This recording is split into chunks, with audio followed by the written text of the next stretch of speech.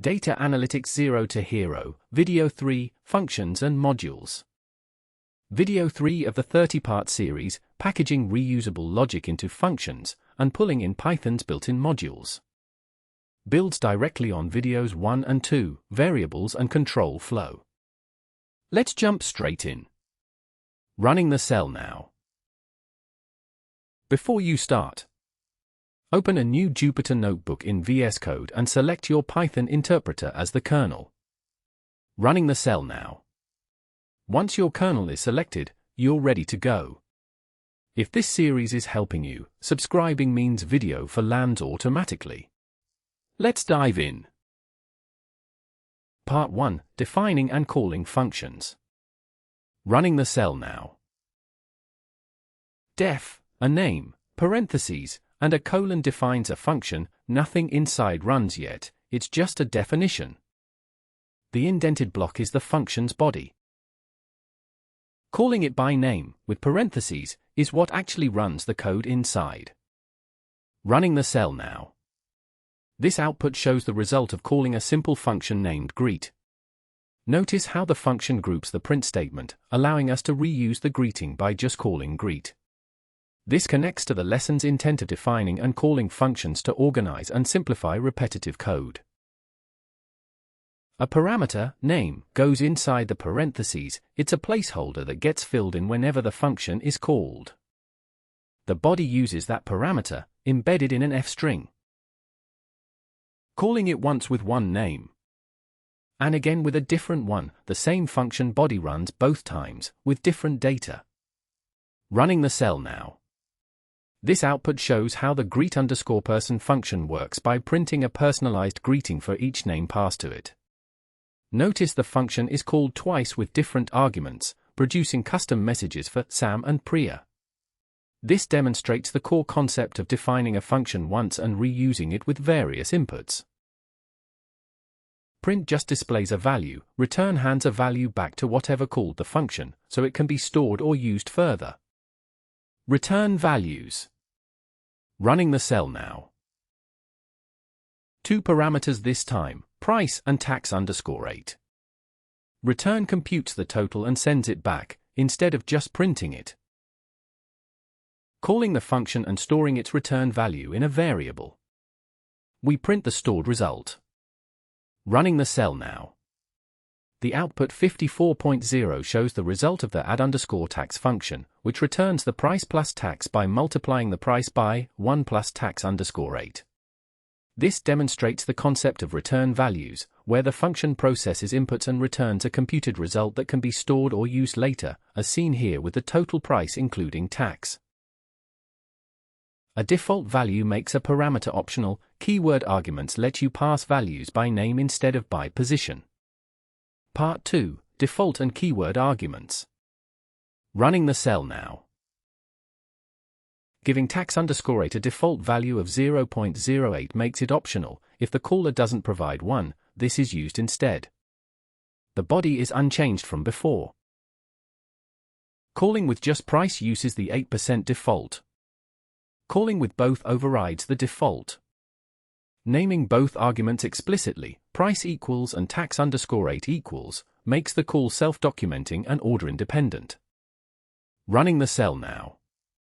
Here, you can see how the function add_tax uses a default argument tax_8 equals 0.08 when no tax rate is provided, as in the first print statement which outputs 108.0. The second and third calls override this default, demonstrating how keyword arguments allow you to specify or change parameters explicitly, resulting in different totals like 114.9999 and 105.0. This highlights the flexibility of default and keyword arguments in controlling function behavior with clear, readable code. A function can return several values at once, separated by commas. Python packages them into a tuple automatically. Part 3. Multiple return values and docstrings. Running the cell now. A function that takes a list of prices. A docstring, in triple quotes right after the def line, documents what the function does. Hovering over the function name in VS Code shows this text.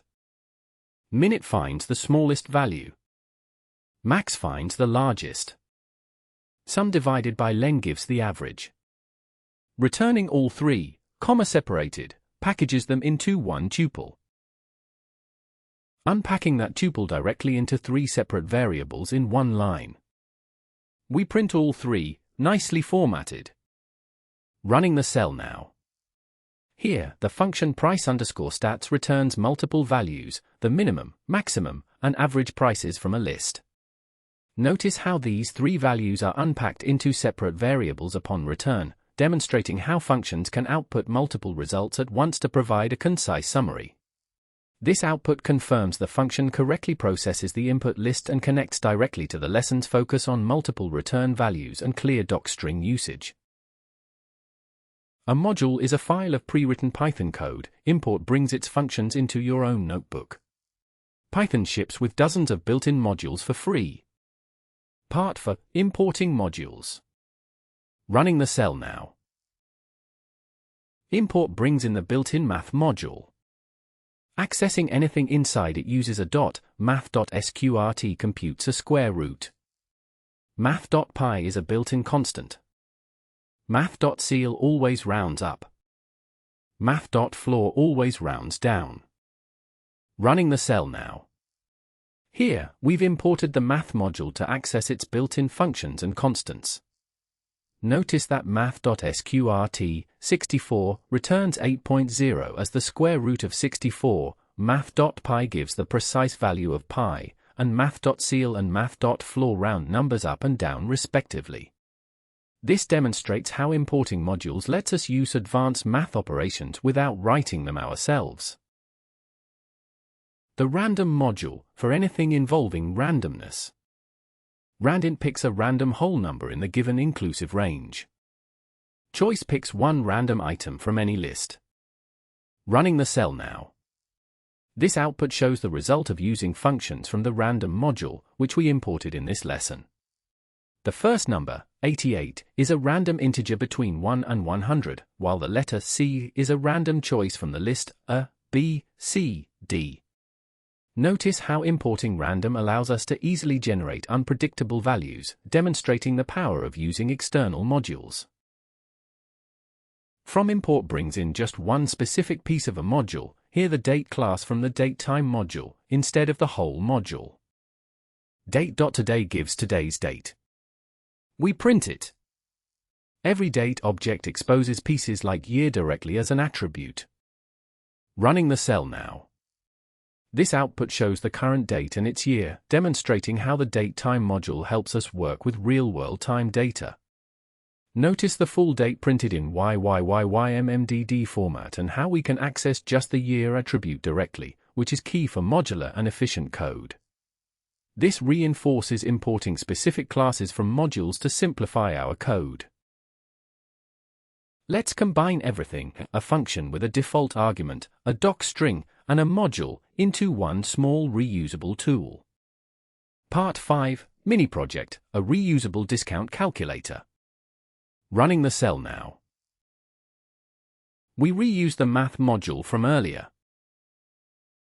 A function with one required argument, price, and two optional ones with sensible defaults. A docstring explaining its purpose. The core math, subtract the discount percentage from 100%, then multiply.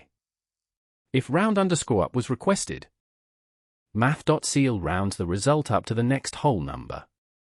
Otherwise, Python's built-in round rounds to two decimal places, like real currency. Calling with just the required price, using both defaults. Calling with a custom discount percentage. Calling with every option set explicitly. Running the cell now. This output demonstrates how the reply_discount function calculates discounted prices with different parameters, the default 10% discount, a 25% discount, and a 25% discount with rounding up. Notice how the prices adjust accordingly, and the last result is rounded up to the nearest whole number, highlighting the function's flexibility for reuse in pricing scenarios. This connects to our lesson goal of building a versatile discount calculator. We covered a lot, so let's recap. Wrap up what you learned. Defining and calling functions with parameters and return values. Default arguments, keyword arguments, and returning multiple values at once. Docstrings for documenting what a function does. Importing built-in modules like math, random, and datetime. A small reusable tool combining all of it into one function. Functions are how you'll organize every real analysis from here on. Video 4 covers Python's core data structures, lists, dicts, tuples, and sets, the containers you'll store real data in. Subscribe so it lands automatically. Running the cell now.